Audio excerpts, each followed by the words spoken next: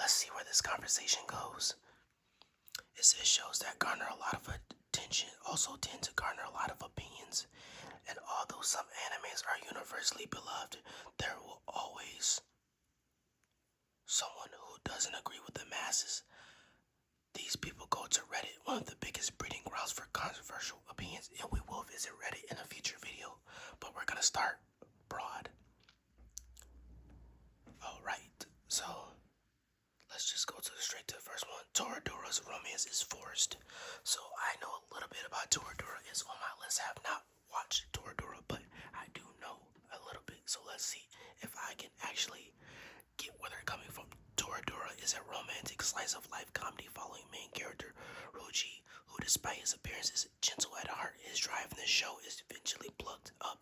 Cursed to confess it to his crush. Reddit users Sir Awesome 789 stated their unpopular opinion about the series, saying, "I don't like Toradura. The romance seems so forced and undeveloped."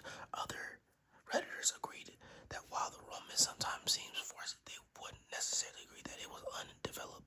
The romance element in the show being one of the central points to the story of all. Yeah, so when they're pushing Toradora and you read the description, it is basically this description of the show. But everything I see, it does look super focused on a point. I can't judge and say if it is the romance is forced. I know they have friends trying to get other friends to be in love with each other. So if you have watched Toradora, let me know if it is forced. I love slice of life shows, so this was one that I had on my list that is not too long actually. So I could be able to watch this one and finish it. So I'm excited for it. I'm not gonna take the opinion of what I see right now. I'm going to judge it for myself because that's how I always do with anything. But I am interested to get people's output. And once we deep dive into Reddit, it's gonna be extremely interesting because a lot of people's opinions on Reddit go span so deeply because there's so many other people that agree and disagree, and the conversation can go on for days, hours, even months. So the next one is JoJo Bizarre Adventures, overrated by fans. I can give a good opinion on this one because I am a JoJo fan and I have watched all JoJo. I have read a couple chapters of Steel Ball Run. I have not got too far because it's so hard to find a place to read it. So I probably have to check out Shonen Jump. That I think Steel Ball Run's on Shonen Jump now. I was trying to pirate it and read it, but couldn't figure it out. It's overrated by fans. Before I'll read this first thing, give my opinion. JoJo Bizarre Adventure follows the cursed Joestar bloodline as they each encounter a battle even forces. Despite Joe's bleed name, Bizarre style is usually referred as one of the best anime series out there, garnering a large and passionate fan base. However, not everyone seems to feel the same about the hype that this anime receives. Reddit user Beaker1976 shared their opinion of saying JoJo is not the end all be all anime that is ravenous fans make it out to be. Honestly, it's a rather meh anime in my opinion. While a few were in agreement, others firmly disagree with the statements still upholding the quality of the anime. Yes, I firmly disagree. I feel like the lowlights are still highlights of the show. The lowlights only being part one,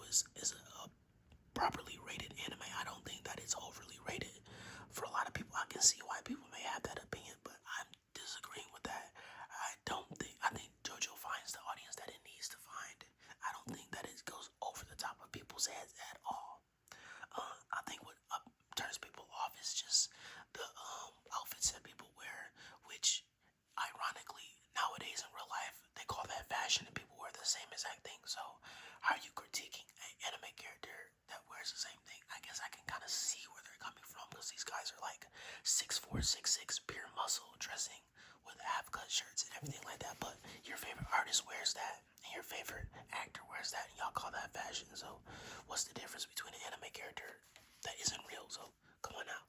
But I can't agree with this one, not at all. Fate franchise is mediocre at best. The majority fantasy anime franchise has produced over 12 years of anime content along with video games and other relating materials, so it's hardly a surprise that the franchise has attracted its fair share for popularity as well as criticism over the years.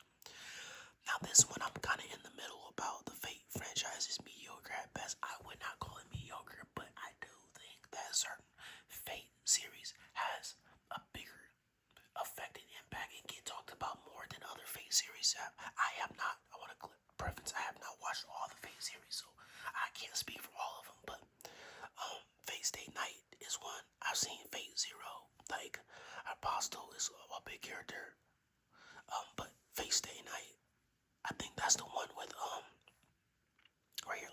Let's look it up actually. I think that's what it is.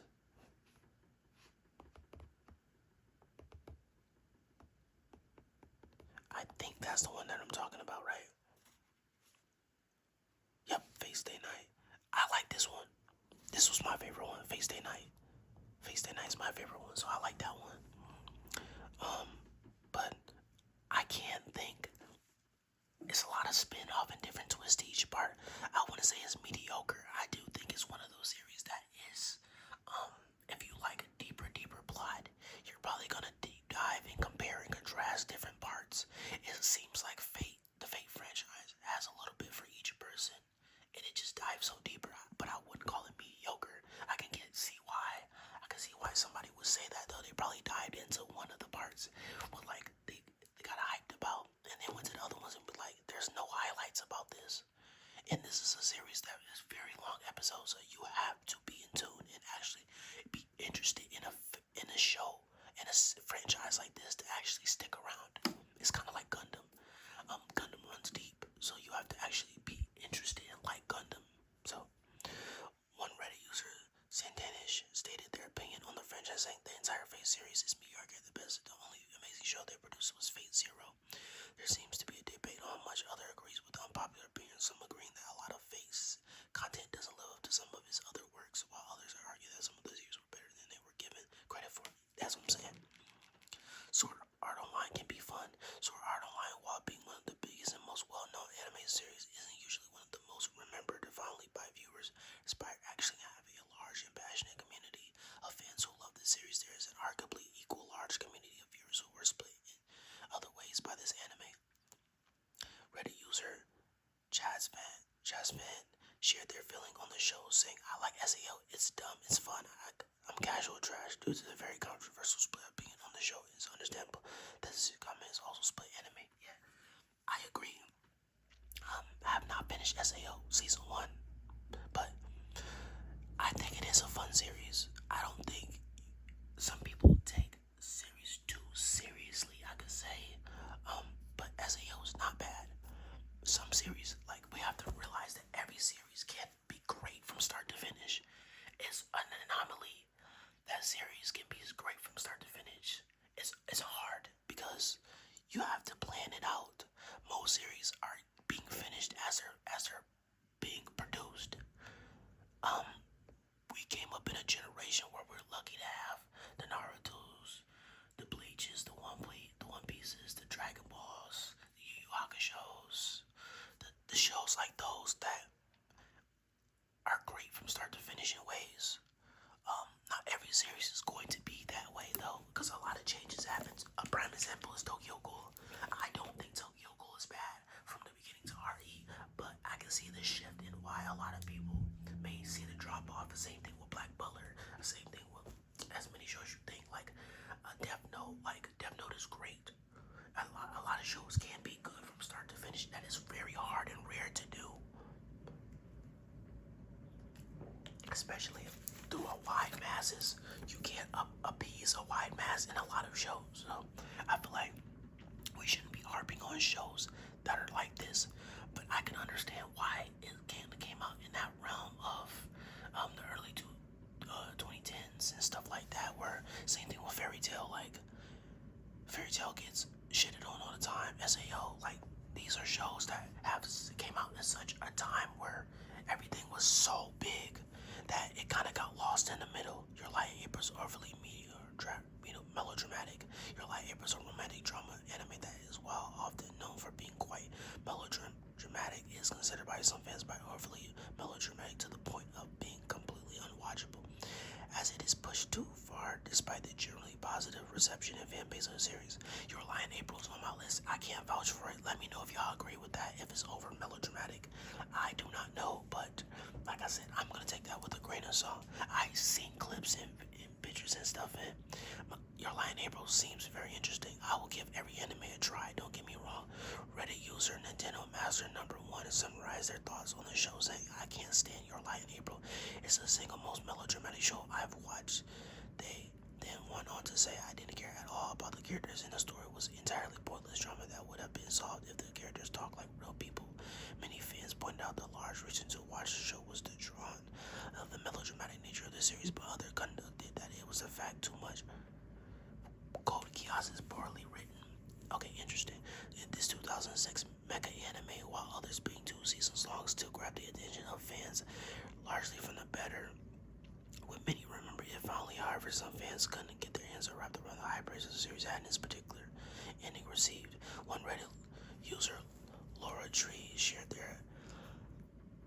that they thought the show was a mediocre and extremely overrated show with poorly vague writing. They followed this unpopular opinion and explained, "I'm not saying it's trash. I don't get why it is so highly valued everywhere. I either understand the praise for its ending, while many jumped to defend on the show ending. Agree that looking back, it wasn't a masterpiece they first remembered." I can partially agree with this. I don't think that is poorly written. I think that it just went on for a little bit too long. In my opinion, I only say that because I like Code Geass. Code Geass opening is one of my favorite, if not my favorite opening of all time. And I love Lelouch as a character. I do think that at certain points, it does fade out and it kind of leaves you wondering a little bit because certain points run for too long. Like one of my favorite points still is, I remember, I forgot his name, but C2 was working with Lelouch and the other guy that had the power, and he used music, especially C2's voice, to drown out because he had the ability to read people's minds. I like that and picked that when you took his headphones off, because when you would hear people be able to read people's minds as a superpower, they would be able to pick and choose. I imagine it as you hear everybody's mind at one time, you can't drown it out. That just seems more realistic, so I like that. But I do think in certain parts that it just overstays welcome. I wouldn't say that's poorly written though. It's certain parts where you go and you're like, yo, what is going on? Like, it kind of just like doesn't make sense to me. Like, it's like, okay, like maybe this is going on for a bit too long. But Code Geass is definitely not for everyone, and I would say that like the first couple times that I watched Code Geass, I was vouching it. And I would say like, hey man, like this is this is too dope. Like I'm not letting anybody talk bad about it. But the more that I stop and come back, it does lose its spark for me. I think the only thing that keeps me coming back is what gets me hyped before watching the show is the opening, and then I go back to the show. It does after a certain point it can get a little boring. I find it though that this is one of the shows that I like watching by myself. When I watch it by myself, I enjoy it. But if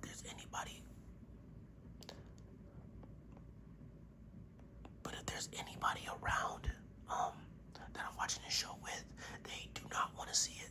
Like they instantly just, I no longer want to watch it around them, and they are no longer interested. So, like, I can't say that. This is not a show that you watch with other people. Interesting. Let's see what they say about Konosuba. Konosuba is too repetitive. Konosuba, God's blessing on this wonderful world, a fantasy comedy anime that focuses on the main character Kazuma, who is given a second chance at life following a fatal accident. While this show was met with positive ratings upon its release, not every viewer seems to agree. Reddit user CB445 explained their thoughts, saying Konosuba starts off well, but has the thinnest plot and has the same repetitive jokes I dropped after episode 9, which is when it just got too annoying and perverted for me. Despite being stated as an unpopular opinion, others largely shared their agreement with this statement. However, others pointed out that often considered a parody and shouldn't be taken too seriously.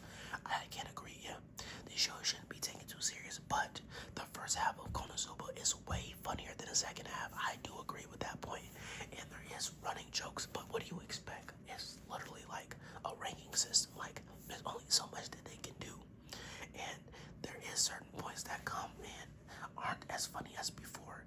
But yes, this shows like this is meant to be funny and be quirky and stuff. You can't take shows like this that serious because they're not meant to be serious. There's not gonna be some ungodly plot that is gonna just supposed to blow you away. The first beginning part when he like the Devil King and everything like that was super dope. Like it's funny and everything, and they have a build up, but now they're just kind of just going along, and you're seeing their adventures. Their adventures aren't going to be extravagant like they once were before. Maybe as we go further along, they'll revamp that, and we'll get back into stuff like that. But yeah, you can't take a show like Konosuba that serious. It's supposed to be repetitive because it's supposed to be running jokes and running gags. Okay, No Game No Life has no redeeming qualities. This Unpopular is a real comedy anime. Despite its popularity, attracted its fair share of unpopular opinions across Reddit. One of the strongest was the show had no redeeming qualities. However, the strong opinion came from Reddit user Vampire Fruit Bat. They shared their opinion, saying the show has no redeeming factors. At least Kill la Kill has emotive animation and sacrificial plot. They furthered this by explaining that a major issue they had with the show was that the victories come down to they're so smart they predict the future in advance, rather than saying that they're actually clever writing. Yeah, it's literally the premise of it. Like they're 5 steps ahead. I thought No Game No Life was really good.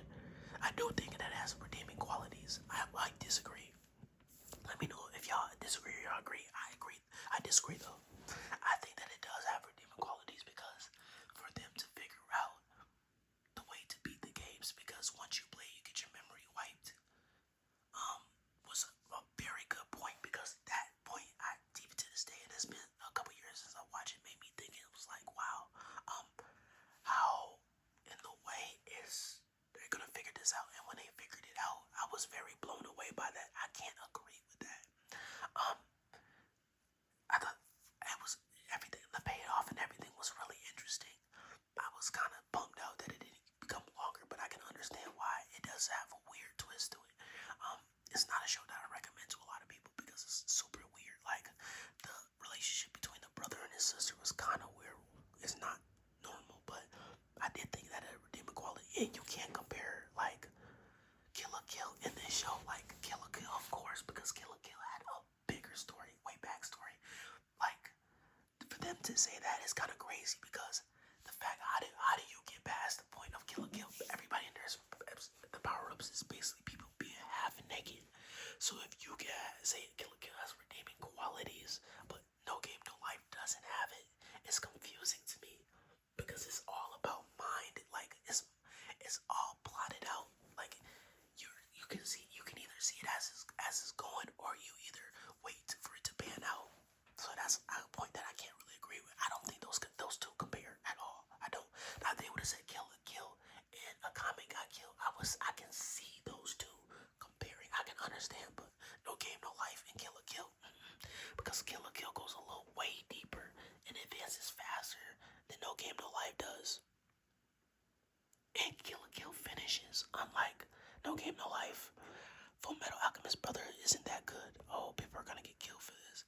Full Metal Alchemist Brother is regarded as very highly as one of the best anime series out there, getting an overall score of 9.1 on IMDb. Most fans of this reason really have a bad word about their hit name with any majorly popular anime series. However, it comes with very short questions. One Reddit user, Poltarian Revolt, says FMA Brother is not that good, and it certainly doesn't deserve the number anime rating of the rating it has on. They followed this up saying it's not bad, it's average quality at best, nothing special, but in my opinion, some users agree that the show has much more average than people tend to say. Now, I say Brotherhood is better than Full Metal because it goes deeper, and you have to, this is one of the shows that you have to actually like it because of a deeper reasoning. I can see why some people would say that it definitely starts off slower in a way, but I do think that it deserves its rating. this show holds the test of time, and I think the creator broke walls for sure. A lot of people don't know that the creator of Full Metal Alchemist is a woman, and she killed this series. One of the best series for sure. I would be interested to see what they think is better than this in the same type of realm. I would be interested. Maybe when we go on Reddit, we'll see this and they'll actually go a little bit deeper. But it all depends. This is one of those either you like it or you don't. That's just how I feel about Full Metal is because it's either you like it or you don't. There is no in between. So I respect your opinion, but I think it's pretty good. Let me know what y'all think. Angel Beats is a series of wasted potential. I have not seen Angel Beats. I've watched the opening though. The high ranking and large fandom community didn't stop this anime from coming into the firing line. In a lengthy post detailing their unpopular opinions on the anime series, Reddit users Pesto Princess 222 began by stating that they thought Angel Beats feels like a series of wasted potential. They went on to explain that they felt premise was cool, but that it is just so directionless and so much of it doesn't make sense. Unlike some people who want to share their unpopular opinion primarily to hate on the show, this user concluded by saying, "I really wanted to like the series, but its twists and turns are so jarring that it took me out of most of the emotional scenes." Interesting. Y'all let me know what y'all think about Angel Beats, or should I check it out? I don't know anything about it. Just looking at it and watching the opening and everything, I was confused. I don't even know what to expect with that. So I'm interested. If let me know down below. But wasted potential is a big thing to say. So that's all of them for this one. So I think we're gonna break them up in parts. So this will be the first part. We'll come back with like a couple more parts and everything like that. Thank y'all for getting to the end of this video. I was anticipating using my Blue Yeti today, but I have to order another cable. So the next couple of videos after this should have the Blue Yeti. So we'll be having better quality and everything like that. We should be able to